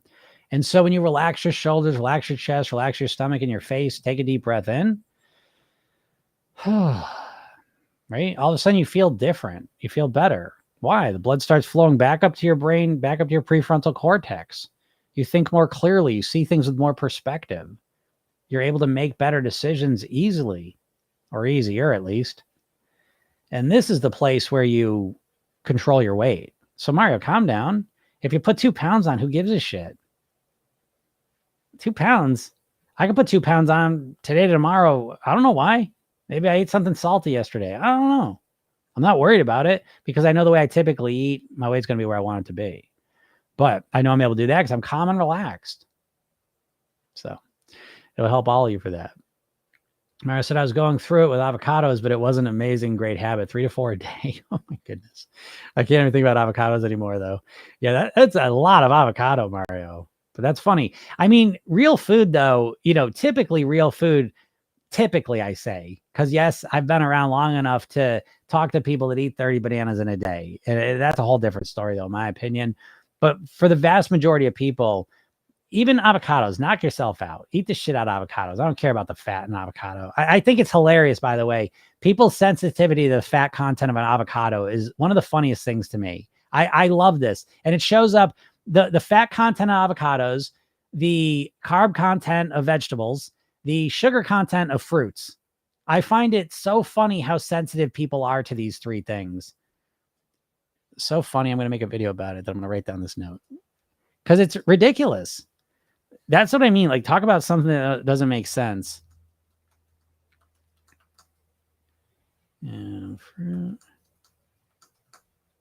But typically for most people, go crazy with an avocado because what's going to happen is the avocado is a natural food and it's natural food matrix. And maybe you'll eat 3 to 4 avocados for a little while, but it's very unlikely you're going to keep that up long term because when you eat real foods, that food matrix concept's so fascinating. That's a concept that I think is going to come front and center, because I think what's going to happen, the microbiome is really the missing piece of weight loss if you don't understand what it is. And I love that it's referred to as an organ, that it's that intense. And basically your microbiome is the bacteria, the microbes that live in your gut. And they're extremely impactful on you, on your weight, on your cravings, on the food you eat, on your moods, on a lot of things. And so this concept of the microbiome was relatively new because, they knew there was lots of microbes. They've known that for a long time, but what they didn't realize until they could do genetic testing is that there's different populations of microbiomes. These bacteria microbes are all different. And so once they could genetically test them, they started to realize, well, oh, look, a meat eater has a different microbiome makeup composition than a vegetarian. And the vegetarian microbiome supports better health and better weight management. Tough shit, carnivores. What do you want me to say? The science is the science. Doesn't surprise me, because throughout all of human history, we eat lots and lots of plants. So the microbiome really thrives off of the more plants you eat, the more different types of plants you eat too, not just the quantity, but the different types of them, the more your microbiome thrives. And so this microbiome, which has really been this hidden organ within the body that is directly related to your weight, probably the most important organ in your body related to weight, has just been discovered relatively recently, 10 years. And it's going to shine a lot of light on so many factors, and especially nutritional factors and weight related factors. But without even having to know about that, everything I'm telling you is in line with that stuff. When I talk to you guys about processed foods and sugar, salt, fat, and ultra processed foods and whole natural foods, it's all, you don't need to go in the science of the microbiome. I'm telling you all this stuff in a very layperson way as well. But it will make it more obvious is what it will do, But it comes down to food matrix. That's why I said that. I said, yeah, if you're bored, you can literally do a million other things besides eating. It's just that you want the food the most. Well, that's kind of true, Jim. But remember, desire for something is a relative thing, right? So it's like, if you're a person who doesn't do much, right, and you basically fill most of your time up with scrolling and watching TV and eating, then, and you say, oh, I want to lose weight, and you say, okay, well, I don't want to eat today, or I don't want to eat the bullshit today. What's going to happen is it's going to be really hard for you not to, because you're not just using the food because it tastes good. You're using the food as a way to stimulate yourself and entertain yourself. And so as you start to add more genuinely entertaining, interesting things to do, I'm not saying, of course, right? There's like, oh, the food always has its pull to it. But now what happens is you have something that's also kind of appealing, So I know for me, I mean, it's a million things, but like, I will say, like, at night, a lot of times I'll play guitar. Lately I've been playing a lot of basketball at night, which I just been loving doing. And it's like, it's really exciting and interesting to me. And so I look forward to it. I like doing it. And so I think about, if I didn't have those things, what would I be doing? I'd probably sit on the sofa after a long day of work. And when I sat on the sofa after a long day of work without anything to look forward to other than TV, I started to feel bored and tired. And now all of a sudden the cravings seem to be a lot stronger. So again, I'm not saying just having things to do just automatically moves you away from food. I'm saying it sets you up, I think, to have more control over the food. Because if you only have the food as your main source of stimulation and excitement, you're not just giving up the taste of the food, you're also giving up the stimulation and excitement. But when you have other things that aren't food related, for me, basketball and guitar, that are genuinely interesting and stimulating, I like doing them. Yes, I'm giving up a little bit because I'm not going to taste the food, but I'm not giving up the stimulation and excitement. Does that make sense? And so it's easier, and that's what we're looking for. Queen Victoria said, I used to tell parents of my students that boredom is not an academic problem, it's a behavior problem. Yeah, absolutely. I agree with that. User 109 says, so smart about keeping busy. I have a ton of hobbies, and when I'm busy, food isn't all I think about. Yeah, that's what I mean. I think that all the time. I'll tell you when I experience that the most is 11 in the morning. 11 in the morning. So 11 in the morning is funny for me because if I'm sitting in my house, I start getting hungry. I start thinking about food. And what I have found I typically do at 11 though, is that's a lot of times I start going in the office, I'll start working. And because I'm going to go and I love working. So it's like, I love going in there and doing it. And that's such a funny point though, because if I didn't have the work to do, I start thinking about food a lot and it's harder for me to deal with those cravings. But because I go into work, I get absorbed in it. I love doing it. And so that's what I'm trying to say. So I think you're right on the money, user 109. That once we're busy and have things we like to do and we start filling our life up with genuinely interesting things that we enjoy doing, it takes a lot of pressure off of the food. So I don't know, play around and find out for yourself. So I find it really interesting. Campbell says, after listening to your free session for about a month now, I haven't been so relaxed and not thinking about food. Yeah, right. Yeah, that's what happens. So Campbell, you should get the program. I mean, that's what I do. Again, and the session's a way for you to experience it firsthand so you can see how it feels. But in my program, every day it's a different hypnosis session. That makes it even more powerful because hypnosis is done best when it's real and live. And so the way that I've replicated that in this format is every day it's a different session, 5 minutes. And that keeps it interesting, right? Because if it's the same session every day, after a couple of days, it's actually a little boring for most people. And then at night, there's another session you can listen to. Each one, it's different each week for the 8 weeks. Same one each night for 7 days, and then the new one comes. But each one's putting a different mantra in your head. But yeah, great job, Campbell. That's what those do. Yeah, the more relaxed and calm you are and the better you're thinking, typically the better your eating is. Jim says, my buddies are slowly accepting my lifestyle changes, but now they feel like they know everything about dieting and have started giving me tips. I don't want to be mean to them, but I absolutely don't want to listen to that, especially from people who have never been overweight. Yeah, true story, Jim, right? I get that. That's so funny.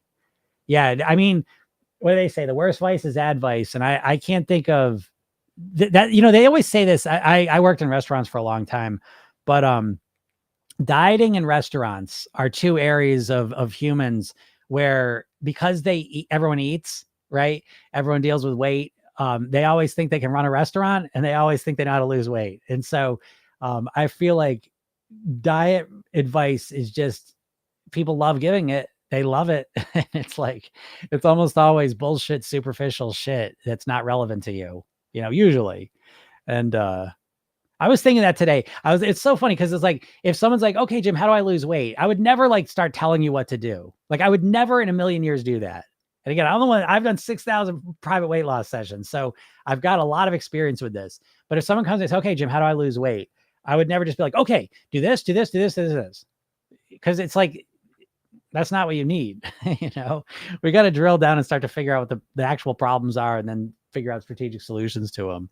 But anyways, yeah, I get it, Jim, but good for you. And again, the point for you, Jim, is just realizing that it's a path. You know what I mean? So what happens typically, it's called the primacy thing. And so, you make a change and you start living and eating differently. And the initial reaction of your father, the initial reaction of your friends is negative. And so what happens is you start to think like, oh, my friends, my dad don't support me and I don't like it. But what happens is that's just the first phase of it. And if you stick with it, what happens is they acclimate to it and it starts to transform and change and it becomes different and hopefully better. And so this is just the next phase of it. So they start to accept it, but now they're going to start to give you advice. So what I would suggest is that you figure out the fastest way to short circuit that. Don't be an asshole about it. Let them say what they want to say and then say, okay, great. Maybe I'll give that a shot. I'll try that tonight. I found that's the best way to just get people to shut the fuck up. Because if you're like, nah, I don't think so, that's not going to work for me. They just double down on it. And again, I'm not saying it's not so much about what you say. I can't tell you the magic phrase to say to get them to stop doing that. But what I will say to you is pay attention to when you say certain things, what's the result you want? And what you want is them to not talk about it with you. Okay. And so start noticing, oh, when I say this, they stop talking about it. Oh, when I say this, they start doubling down on it. And then start doing more of the stuff that makes them stop talking about it. And then you move to the next phase. All right. Mara says, you're right. I do need to relax, but I like weighing as little as possible. That way, if I gain weight, I'm still at my goal weight. I don't know. I'm just terrified to gain. I know you already know this, but it sounds like about me for sure. Yeah, I know everyone that loses weight is terrified to gain it. And this is a big reason why they all gain it back. Just calm down, Mario. You're there. You're at your goal weight. And if you put a couple pounds on, it's not a big deal. You can drop it. I mean, think how much weight again, this is what I'm saying. Let's take a second to talk about this because this is so relevant for so many of you. And this is the real reason people struggle with keeping the weight off, is because Mario's still identifying, even though he's dropped 40 pounds, he's still identifying as a person who's overweight and out of control with their eating. Even though he's got the evidence right in front of him at the last 4 months or whatever, he has dropped 40 pounds. And he's done that by drastically changing the way he eats and lives. So he's got evidence right in front of his face that he has the ability, the impetus, and the awareness to change these things and get the results he wants. And yet he's still living in the past as the old Mario who is out of control. And this is what I tell all of you people, that there's the self-image component of this, that you always live up or down to your self-image. So if Mario continues to think of himself as the overweight, out of control Mario, it's guaranteed that he's going to go back and his weight's going to go back up to there. And so the work now, Mario, is relaxing, calming down, and realizing that, no, you are this person who has the ability to influence your eating. You can weigh what you want. You've proven it to yourself. And you need to keep reinforcing that, though, because you have pre-built, folks, it's the same for all of you. Your overweight self-image is actually a neural network. It's a neural network of neural connections of thoughts, ideas, and beliefs and memories and behaviors that you keep activating because you stay stuck in that old mindset. Here's Mario, 40 pounds lighter. And if you listen to him, you'd think he was still 40 pounds overweight. He's a catastrophic thinker. And so until that's the work. The changing your eating, honestly, Mario, is almost the easy part. The harder part is changing how you think of yourself. It's starting to integrate and remember and realize and reinforce and practice. Oh shit, I'm actually a different Mario. I'm the Mario who's in control of my food. If I gain 2 pounds, I can take it right off. Shit, I took 40 pounds off. I'm in control of my weight. And it turns out the more relaxed and calm I am, the easier it is. Do you hear my languaging though, Mario? Right? That's what it's all going to come down to. That's your mental programming, you know? Avocados are great for you, but one is enough. Yeah, one's usually enough, right? Yeah. There he goes. Yeah, Mario says, that's so true, Jim. I got sick from avocados after about a week of overeating. But that would never happen with snacks and junk. I could eat it forever. Exactly. That's exactly the point. Because what it happens to, it's almost like, oh man, I'll tell you. Joan says Mario might be my twin brother.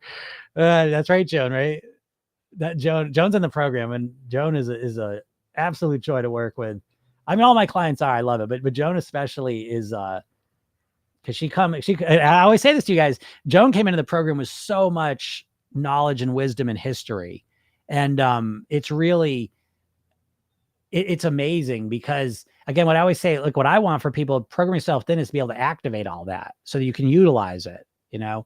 And I feel like yesterday, we had a coaching call yesterday, and I feel like Joan, it felt to me like a breakthrough moment, a big breakthrough.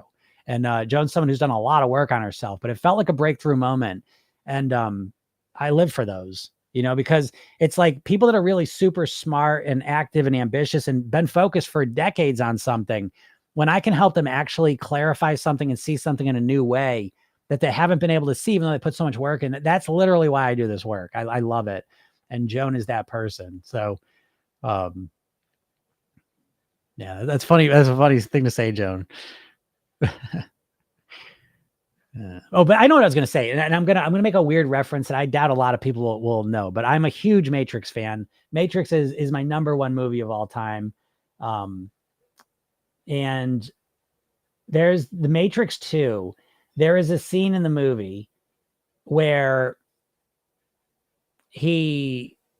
I'm trying to think about this. If you don't know the Matrix, forget it. It's going to complicate. If you know the Matrix, this is going to complicate because it's all complicated stuff. But long story short, right? The Matrix is that digital world, right? So it's not real. It's digital. It's fake. And so it seems real, but there's code behind it. Okay. And so in one of the scenes, there's a person called the architect, and the architect is a creator of the world. He's a programmer. And so he programs the Matrix and creates these things that creates responses in the people in the Matrix. And so he goes and he creates this delicious dessert that we will say was extremely pleasurable for this woman to eat. And it was programmed in this way that so when she ate it, it delivered all this information and created this response. Okay. So it's funny that's the Matrix. And with food, natural food, they talk about a food matrix. That's the concept, because the food is not just the components of its parts. It's the matrix of the parts and how they all interact with each other, the way they interact with each other and how it creates the release of it. So for example, a apple may have as much fructose as a candy bar with high fructose corn syrup, but the matrix is completely different. And in the apple, the fructose is bounded to the fiber. And so it releases more slowly into your body, as opposed to the candy bar where it's not bound to fiber and is absorbed quickly. And that's just one example of how the food matrix delivers information to your body. And that's kind of a weird concept. And when you start to understand the microbiome, it makes even more sense that you are consuming information. I don't get weird on you, but it's like when you eat whole natural foods, you're consuming information. You're consuming matrices that interact with what's going on in your body, and the microbiome especially. And that's the why. So if you eat natural whole foods, yeah, you might overeat avocados for a week, but there's a great chance it's not going to last long. But if you eat, again, pick your snack food, you overeat that for a week, you just keep overeating it, right? And that's a big reason why, is that the processed food doesn't have a matrix. There is no matrix with processed. I mean, I guess probably technically there is like kind of a matrix, but it's an unnatural one, and natural foods have a natural matrix that interfaces with these evolutionary bodies we have that have evolved over millions of years, interacting with those matrices. And now if you eat a lot of processed food, ultra processed food, your body's interacting with matrices that never existed in ever. And I like explaining it in that weird way, because it just gives you a deeper understanding of what's going on with the processed food. Because you've been led to think that the processed food is just food. It's just different. It's not. It's not food. Food is natural stuff that has a natural food matrix. And processed food, ultra processed foods are food stuff. It's not actually food because it does not have this matrix. So I know I lost a bunch of you, but it's fascinating to think about that, I think. What's up, B? On Facebook today? Reprogram a second time with PYT. Yeah, nothing wrong with that. I recommend that for all the people in the program. Go through it again. Okay. Go through it 2 times at least. That's great. E. What's up, Joy? How's it going? In the words of Mitch Hedberg, I worry about doing that with food. Eat them so much and then get the ick. Yes, eat your fiber.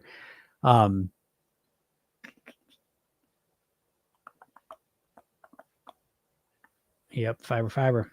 Raisin says, hope you're doing good. Please, some advice when I am bored. I turned into food. Yeah, it's funny. We're just talking about that, Raisin.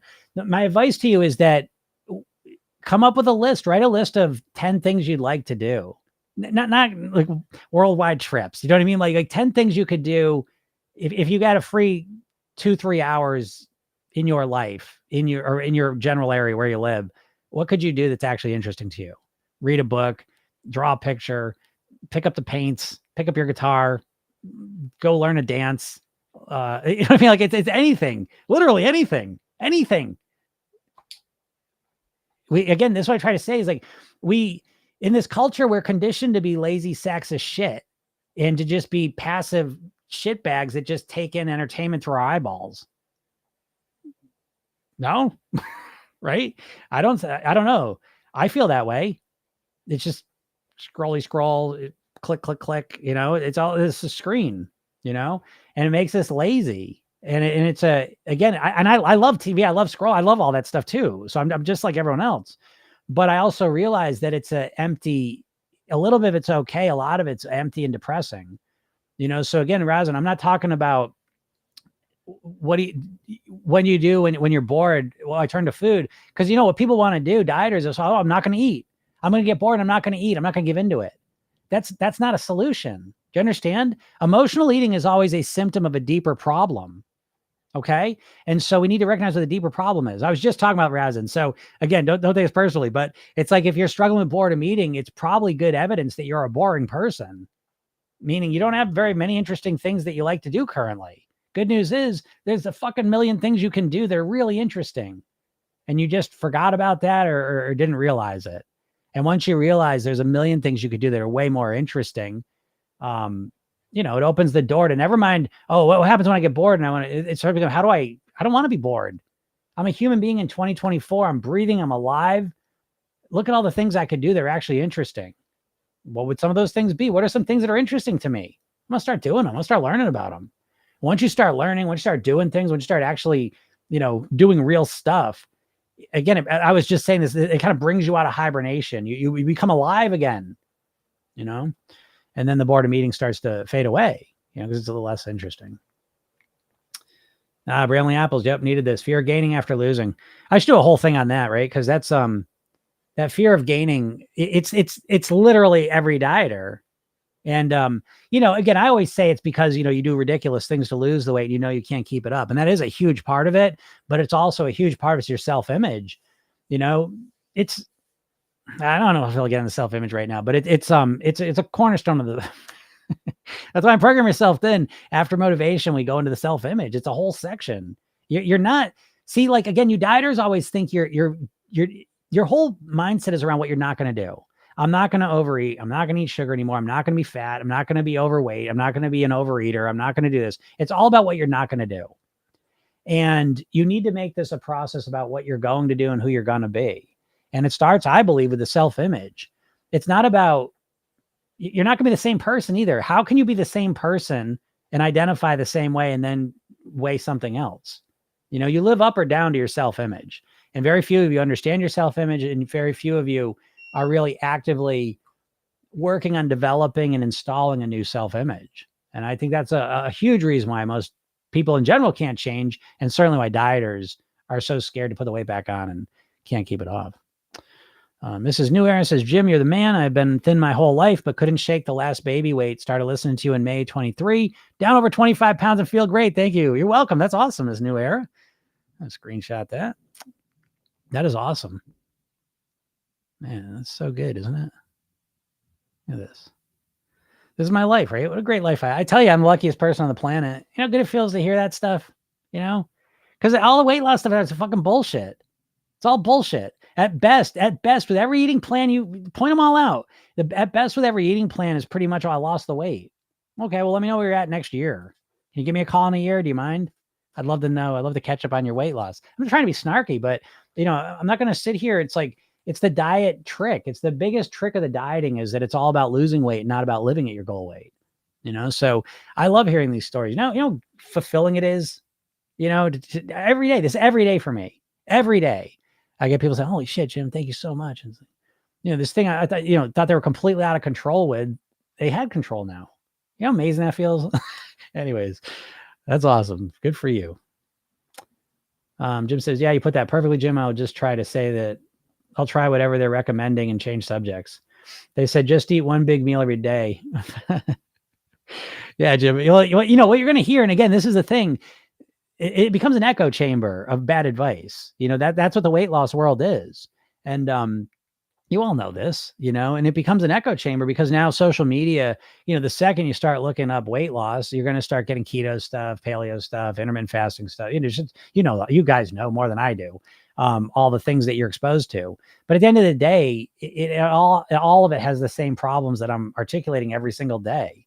That it's not about living at that goal weight. It's about just doing something extreme to get to that goal weight. And so, yeah, you're going to hear all sorts of shit. 1 meal a day, intermittent fast, don't eat carbs, and again, I would suggest changing the subject. Oh, okay, I'll try that is a great one. And then don't try it, but just ignore the subject. But one of the things I love to do is I'll be like, oh, because I'll be like, oh, I lost a bunch of weight on this. Well, shit, Jim, I think I did this with you. Was it you? I get blurred up now, but I think it was Moses. But Moses and I had a little bit of a rocky start, but he started out by like, oh, you're full of shit, Jim. I lost 60 pounds on a diet, And so I do this a lot. And again, you use this sparingly, use it when you want. But when people are like, oh, no, what works for me? Right. And you look at me like they're overweight. And it's like, oh, what works for me? You got to eat 1 meal a day, or you got to stop eating carbs or whatever. And it's like, are you still doing that? Use it if you want. But usually people giving you advice, that they're thin, that's a different story. But a lot of times I find it funny. I say this all the time. The person I learned the most about diets from in my life, oh boy, we got a big storm coming. The person I learned most about diets from in my life he was a family friend, and he was a professional comedian, funny guy, great guy, kind of. And he was probably, I think he was probably about 400, 450 pounds. And this guy, as long as I've known him, every month it was a different diet. Always a different, like outlier, crazy shit, supplements, just this guy tried every diet. I remember I'd go over and visit, and like he would sit, he'd be like, oh, this one does this, and this does this, and this does this. He explained them all to me. I swear, no one knew more about dieting than him. Never was able to get the weight. The last 20 years of his life, lived in a wheelchair, couldn't get it off. But it's just, this is what I'm talking about, that this is the epitome of like, oh, I know what I gotta do. I just get myself to do it. But no, you got to learn how to do it. You got to learn how to get yourself to do it, And so, yeah, people's advice is, it's just one of those things that, take it if you want to, and don't feel like you have to take it if you don't want to, but don't confront it. Just kind of, get around it.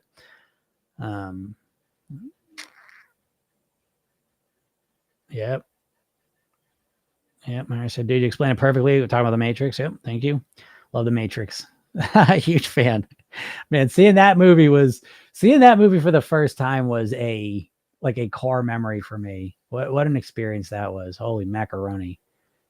For real. That was such a funny point in my life, because when I saw the Matrix, it's so funny to me, because I remember like right before I saw the movie, I was reading some book and they were talking about a philosophical, like kind of thought experiment, I guess, where they're like, how do you know, this is before the Matrix. They're like, how do you know that your reality is real? How do you know that you're not a brain in a jar somewhere just being stimulated? Because it was based on the idea that when they do brain surgery, especially like epileptics, your brain doesn't have any nerves in it.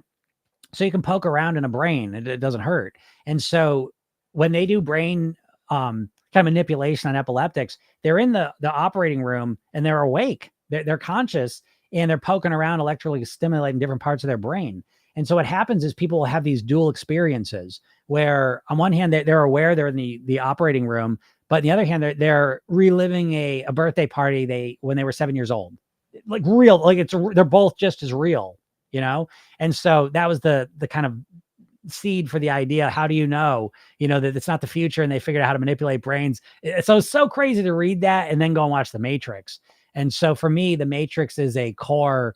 I reference that all the time as it means a lot to me. Anyways, I don't get all weird about The Matrix, but and then the last movie sucked. Anyways, I had my brother saying that. He's like, "What do you think about the last movie?" He's like, I was like, eh. He's like, "Oh boy, if you say that, Gary says, this is what I like to geek out on, the way things you eat affect your body. Yeah, for sure. Right. It's fascinating.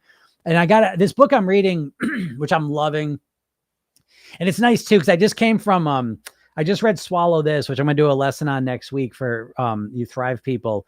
We're going to do Swallow This, which is all about the industrialization of food. It's depressing. And then I'm going into food. I can't remember this thing. Food to Live. I can't. Let me write this. I already started taking notes on, so I always say just look at my thing real quick. I just want to get this in my head. There it is. Wait, what?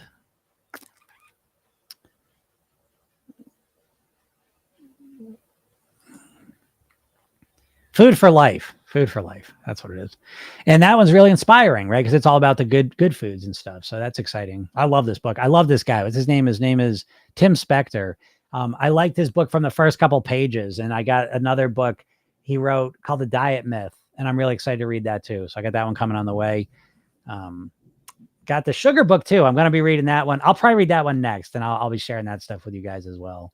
But yeah, I love geeking on this stuff too. I'm fascinated about it. And I always say, probably some of the most powerful programming you can do is reading books, watching documentaries, listening to podcasts, like learning about what you're putting in your body. I think the more you learn about it, that's what does the heavy lifting of eating better, right? It's not a willpower thing. I don't avoid fast food because I want it so bad and I love it and I crave it and I just say no to it. I avoid it because I don't want it. I understand what it does to my body. I think about it differently than I used to, And again, the example I always use is you do this with cigarettes most likely. And if you don't do it with cigarettes, you do it with hardcore, I was going to say hardcore, what's powders and things like that. But I don't say it because I get restricted and banned on TikTok. I'm not doing it. So I stopped myself. Good job. But anyways, the point being that shit, what was I just saying? I still lost my train of thought. That's okay. Not interesting anyways, probably. I said, it filtered the Mitch Hedberg quote. Oh, it had the F word. Oh my God. And it filtered that, Marcy? That's interesting. I always take my filtering off. TikTok gives you the ability to filter out comments that might make me upset, but I actually live for those comments. I knock on wood. I love the trolls. I love going at it with them, but I never really get many. I find that so interesting. I get them occasionally, so I know they're out there, and I turn the thing off so they can say what they want, but I don't get a lot of them. I always find it awesome. Deb says, you're amazing. Thank you. Well, thank you. Appreciate you saying that. User 161 says slow and steady. Yes, absolutely. That really is the strat. Riverwood says, I've lost 30 pounds and can't seem to lose more. I've been in the gym 4 times a week consistently. Any ideas? Well, Riverwoods, when I get this question, I get it every day. The first thing I want to know is I want to know more details, so congrats on losing 30 pounds, quite an accomplishment. Can't seem to lose any more. The first question I ask is how long? So you lost 30 pounds and now you haven't lost any. How long have you not lost any for? 3 days, 3 weeks, 3 months? I don't know. So I want to know that. The next thing I want to know is once I know the time frames on it, did something happen at that cut point where all of a sudden you stop losing weight? Did something go on? You lose a job, get in a fight with your partner, whatever, So I want to know more details. I've been in the gym 4 times a week consistently. That almost always implies to me that, it's weird.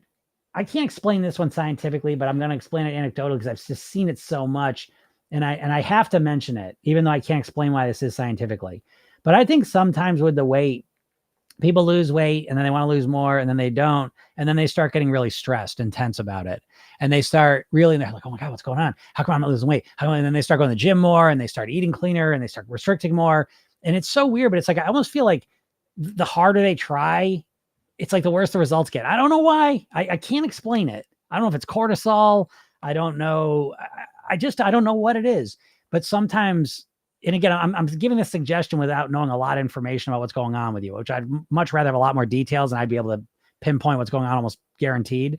But I'm just speaking in generalities because I see that I've been in the gym 4 times a week consistently, which makes me think that, sometimes, and I know it sounds strange, sometimes kind of relaxing can kind of re-trigger the weight loss. And sometimes you may need to cut more calories too. So that's why I would need more information, but a couple ideas.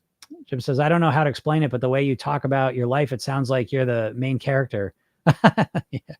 I'm learning from you to really love life like that and put myself out there. Oh, that's cool, Jim. I love that. I mean, I know what you're saying. I know what you're saying. And I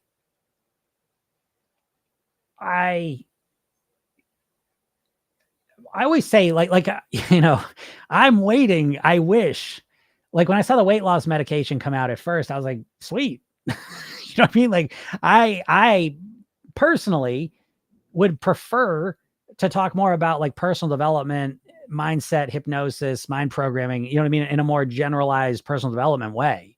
But I feel like it truly is life or death with the weight. And so I feel literally a responsibility to talk about the weight piece of it. But the personal development side of things is really my bread and butter. You know what I mean? Like that's where I live my life. I mean, the weight thing is definitely a central piece of my life, but it's a subcomponent so that I can do other things, if that makes sense. And so I'm obsessed with personal development. I'm obsessed with, I don't want to say enlightenment, but self-actualization, I suppose. I'm obsessed with these things and my whole life is kind of built around these. And so I know what you're referring to, because what that all means, in my opinion, anyways, what personal development for me means is it's keep elevating and growing. And in order to do that, you need to be able to identify the limiting factors that are currently in your life. And most of the time they're mindset things, limiting beliefs. Sometimes they're environmental, but it's being able to identify those limiting factors and then transcend them, resolve them so that you can move forward. And so I do put everything I'm talking about here, I put into the context of weight, but really what my main thing, like I say, my main program or philosophy, what I call it, is self-hypnotic programming. And it's all built at being able to create this life you want to live. So I will absolutely do that at some point, but for right now, it's weight related. That's why I say when the medicines came out, I was hoping, what I want is them to come out with a pill that doesn't just make you less hungry, but I want them to come out with a pill that makes you want to eat natural whole foods. And then I will retire and from Program Yourself Thin, you know what I mean? And I'll be like, okay, that's all set. Fine. I don't give a shit. Medicine it up. The medicine doesn't work that way and it doesn't fix the problem. That's the problem there. But I would love if they made a medicine that made you crave and desire healthy, whole, natural foods, and then I'd be like, okay, Program Yourself Thin's done.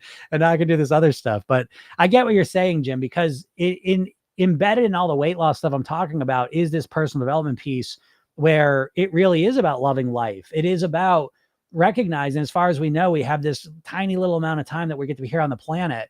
And who do you want to be? Who are you in there? You know what I mean? That's why I always say this isn't about looking a certain way. It's about being a certain way. It's why I say take the weight loss, wrap it in personal development, because it's not enough to just want to look a certain way.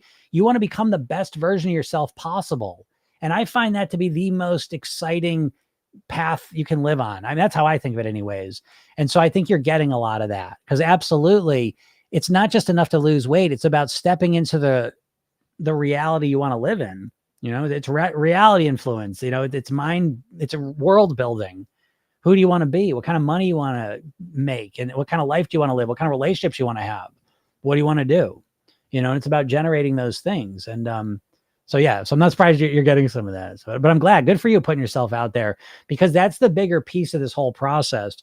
It's not enough just, I just want to lose weight, because so Jim, I know your situation, right? It's not, I just want to lose weight, because you're starting to dawn on you, even with your dad, you start to realize, so, some of his thoughts and ideas have been limiting factors in your mind, right? And we're just talking about the food piece of it, but his thoughts and beliefs about eating salads, for example, right?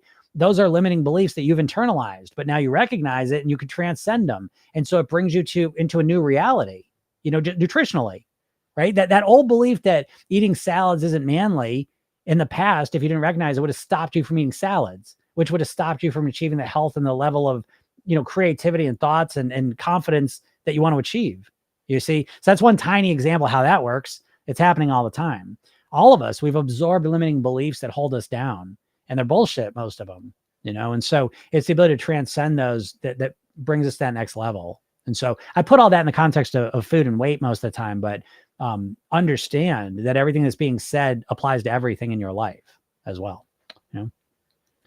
Riverwoods, have you ever read the teachings of the Rambam? I have not. It's kind of unusual. I haven't even referenced that. Rambam. Okay, the Torah. Yep. Not a lot of, I don't have a lot of Jewish, all the Kabbalah stuff and the Jewish texts of things like that. I don't really have a lot of experience or knowledge of. So that's interesting. But I'll look into that later, because I love that too. I'm like that anyways. It's like people always ask me, oh, how do you find the books to read? The way it works for me is like I'll read a book, and usually every book I read is usually referencing some other book. You know what I mean? Typically. And I found that that's really helpful to, I'm constantly finding new books, but even this here, the teachings of the Rambam, never heard of it. Could be cool. You know what I mean? So it's like, I'll check that out. So thank you. I'll look into it. Don says, Jim, I'm assuming, was my motivation to fast as part of my system. Yeah. Or Tim. I don't know if you're talking about Tim or Jim.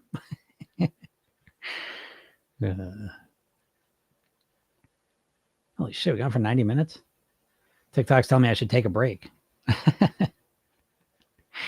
Mario says, as weird as it sounds, Jim, you're my spirit animal. That's great. I'm happy to be, because I will tell you one thing, and this is kind of in the pay it forward kind of mindset. Tony Robbins to me was really, there's kind of like, I'm going to say Tony Robbins just like, because there was people actually in my life that were more important, obviously, but I'm going to say, like, in the sense of what I aim to be in the world is Tony Robbins-esque, because for me, Tony Robbins, I was exposed to him at a moment in life that I was lost. I was 50 pounds heavy. I was a binge drinker. I took a semester off from college. I was lost. I didn't know what the fuck I was doing. I was really in a bad place, emotionally, mentally, physically. And Tony Robbins to me, I just never heard any of those things before. And so Tony Robbins was the doorway to learning personal development, hypnosis, neurolinguistic programming, psychology, these things. And if I had never heard his personal power program, I don't know where the fuck I would be right now. I think I would end up at Wall Street being a stockbroker is what I think, you know? So, that's how funny life can be. You're just on one path and all of a sudden something drops in your lap and it could completely change the whole course of your life, and Tony Robbins was that for me. Now, Tony Robbins, again, what you find out with people, and you'd find out the same thing with me, is there'll be certain things, there's things I love about him, and there's certain things I didn't really love about him. And it was nice realizing that too. You don't have to love someone 100%. They're not always right. They don't always say things you agree with. And the same thing will happen with me. A lot of things you may say, oh, that's really good. I like that. And maybe certain things you hear from me or find out about me, I don't really like that. That's okay too, but I want to be a source of information in the world that, what I felt when I found Tony Robbins stuff, and I've told this story before, but I find this, I can go back to it. Like, it's like yesterday in my mind, even though it was 30 years ago now, is I remember I started listening to Tony Robbins and I was into it right away. And I remember I had dinner with my family, and I remember being so excited, being like, did you know you could change? Did you know you could actually change your life? Because I felt so stuck in my life. Like, I just felt like I didn't like so many things about it. I didn't feel like I could change them. I felt stuck.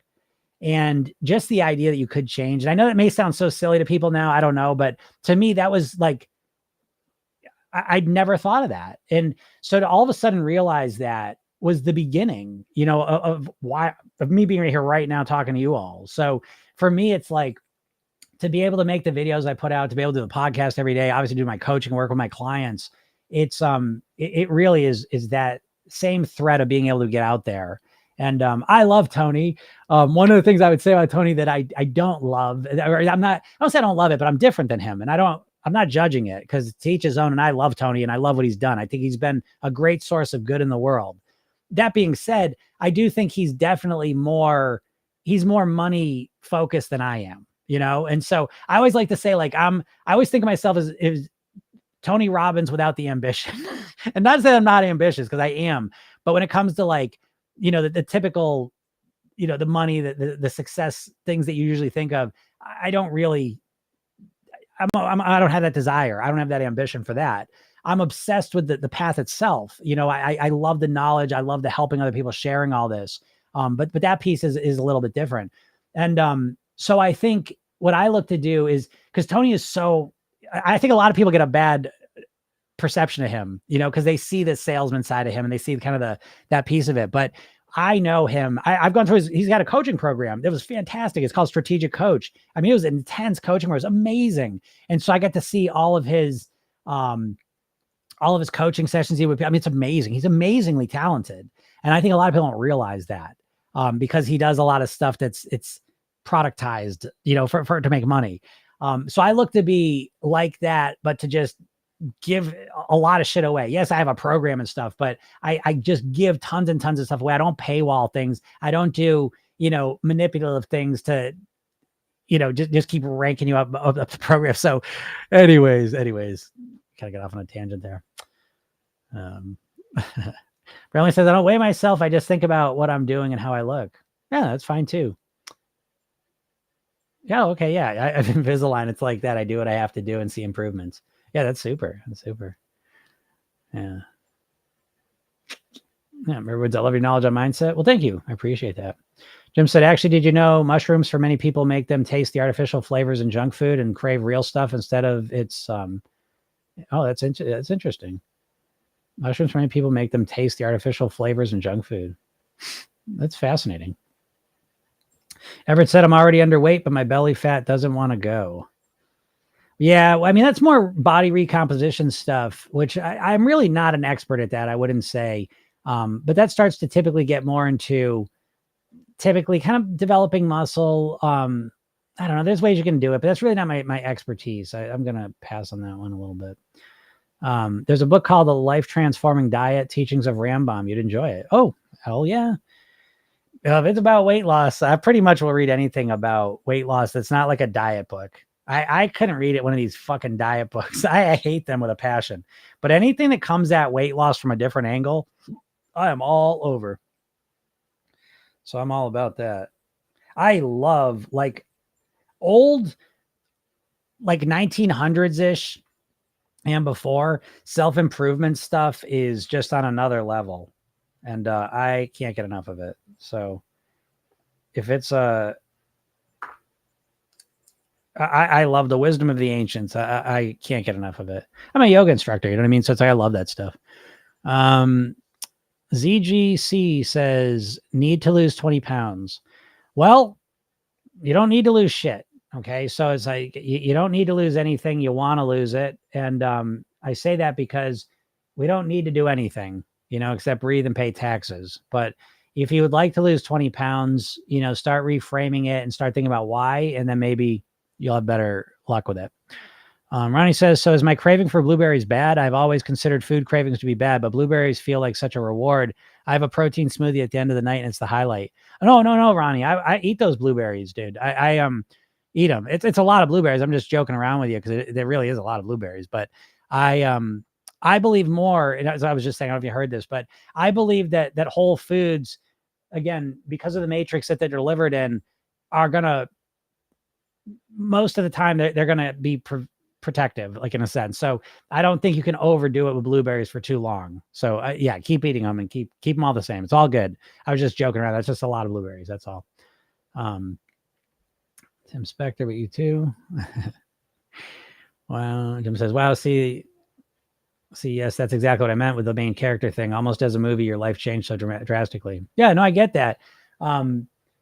I know, that's what I mean. Like, it's like, I know what you're talking about, because I don't put myself out there going back to Tony Robbins, but it's like he talks about his life transformation thing, and I really talk more about the weight transformation piece. But there's a bigger component to that, which was a life transformation. I don't really talk about that a whole lot, just because I'm really more focused on the weight piece of it. But yeah, I hear what you're saying, Jim, and you're picking that up. So it's all right there. It's just under the surface. But at some point, I will absolutely, as I dial Program Yourself Thin more. Even this year, I'm going to start. I have other programs that I have that are. I'm going to start, in addition to Program Yourself Thin stuff. That's starting to kind of settle down with all the things I want to do. Again, starting in September, I got so much cool stuff. It's really exciting. But then I will start to move towards more generalized personal development, hypnosis stuff, and talk a lot more about even my life outside of the weight piece, because I think it would be helpful for a lot of people to hear it in some ways. Because again, there's nothing special about me. It's just I just learned shit. I've been able to learn stuff that I didn't know, and it's like having cheat codes to things, And so once you know it, it's helpful. So I want to let as many people know about stuff as possible. All right, it says my library offers a lot of these book recommendations as audiobooks. Love the library. Yeah, me too. I always get my books from the library. I never buy books.